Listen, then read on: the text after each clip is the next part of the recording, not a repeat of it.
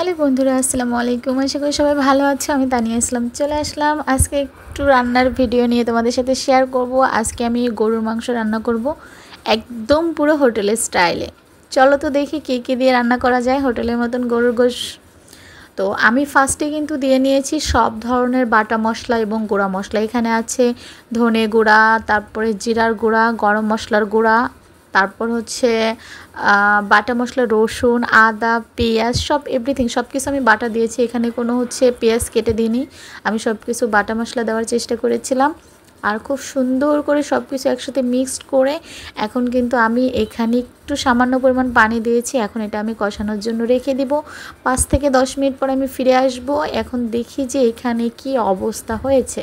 তো দেখতেই পাচ্ছ যে তেলটা ছেড়ে দিয়েছে, পানিটা শুকিয়ে গেছে। তো এখন আমি খুবই সুন্দর করে আরও সামান্য কিছু পানি দিব। এখানে দেওয়ার পর হচ্ছে পানিটা যখন টেনে যাবে দেন হচ্ছে আমি গরুর মাংসটা দিয়ে দিব। আমি এখানে হচ্ছে পানিটা শুকিয়ে নিয়ে চলে আসলাম এবং এখানে গরুর মাংসটা কিন্তু আমি দিয়ে দিচ্ছি। আর কালারটা দেখে তো তোমরা মনেই করতে পারছো যে জাস্ট ওয়াও হয়েছে এবং পুরো হোটেলের স্টাইলের মতন রান্না হচ্ছে। তোমরা ফাইনাল লুকটা দেখলেই বলতে পারবা যে আসলে আমি গরুর মাংসটা কত কিউট করে রান্না করেছিলাম। ও যাই হোক, আমি কিন্তু বলতে ভুলে গিয়েছিলাম যে এখানে সাথে লবণ দিয়েছি। তোমরা কেউ ভেবো না যে আমি লবণটা তো বলিনি, তার মানে আমি লবণটা হয়তো বা দিই। এখন গোশটা দিয়ে আমি নেড়ে চেড়ে কিন্তু আমি 15 থেকে 20 মিনিট পরে ফিরে এসে দেখব আমি কিন্তু কোনো পানি দেইনি। এখানে কিন্তু পানিটা ছেড়ে দিয়েছে। এই পানিটা ছেড়ে দিয়েছে, এই পানিতেই কিন্তু আমি গোশটাকে কষিয়ে নিব খুবই সুন্দর করে। তো দেখো যে কালারটা কতটা সুন্দর আসছে। গোশটা যখন হয়ে যাবে তখন কতটা কিউট লাগবে দেখতে, আর খেতে কতটা ভালো লাগবে, সুস্বাদু লাগবে। মাশাল্লাহ মাশাল্লাহ। গোশটার কিন্তু পানিটা অলমোস্ট শুকিয়ে গিয়েছে। এখন আমি কিন্তু এখানে আলুটা দিয়ে দেব এবং সামান্য পরিমাণ পানি দিয়ে আমি আলুর সাথে আরেকটু গোশটা কষিয়ে নেব। তো তোমরা দেখো ধীরে ধীরে আমি সব কিছু কিন্তু তোমাদের সামনেই করতেছি। আমি কিন্তু সামান্য পরিমাণ পানি দিয়ে দিয়েছি এখানে এবং আমি কিন্তু এখন এই পানিটা শুকানোর অপেক্ষা করব না। হালকা একটা দুটো বলক চলে আসলে কিন্তু আমি এখানে আলুটা অ্যাড করে দিব। আমি কিন্তু ঢেকে দিলাম শুধুমাত্র পানিটাই একটু শুকানোর জন্য। যেহেতু পানিটা হালকা শুকিয়ে চলে আসছে এখন কিন্তু আমি এখানে আলুটা অ্যাড করে দিব। আর আলুটা অ্যাড করার পরে কিন্তু আর বেশিক্ষণ লাগবে না তরকারিটা রান্না করতে।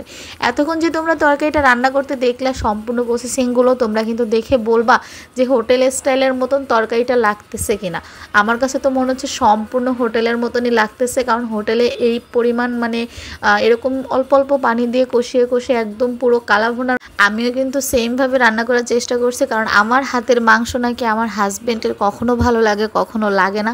তো আজকে একটু ট্রাই করতেছি হোটেল স্টাইলে রান্না করার জন্য। তো তোমরা দেখে বলবা যে গোশটা কেমন হয়েছে, আমার রান্নাটা পারফেক্ট হয়েছে কিনা। আজকের খাবারটা খেয়ে আমার হাজব্যান্ড আমাকে বকা দিবে নাকি আমাকে একটা ভালো কথা বলবে যে মাশাল্লাহ অনেক সুন্দর হয়েছে বা অনেক কিউট হয়েছে, রান্নাটাও পারফেক্ট হয়েছে, তোমার তরকারিটাও মজা হয়েছে, এই টাইপের কথা বলবে। তোমরাই তরকারিটা দেখে আমাকে জানাবা। তো যাই হোক, কথা বলতে বলতে তোমাদের সাথে আমার কিন্তু রান্নাটা অলমোস্ট কমপ্লিট হয়ে গিয়েছে। এটা কিন্তু আমার রান্নার ফাইনাল লুক। আমি কিন্তু বন্ধ করে দিয়েছি চুলাটা। এখন আমি খাবারটা যেহেতু রুমে নিয়ে আসছি তো ফাইনাল লুকটা তোমাদেরকে দেখাচ্ছি। এখন তোমরা দেখে বলো যে কেমন হয়েছে। সবাই কিন্তু মাশাল্লাহ লিখে যাবা কমেন্টে অবশ্যই।